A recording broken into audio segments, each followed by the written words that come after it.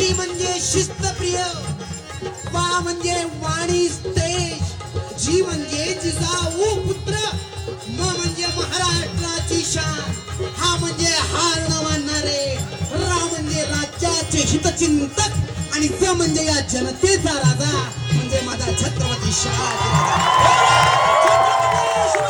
महाराज की.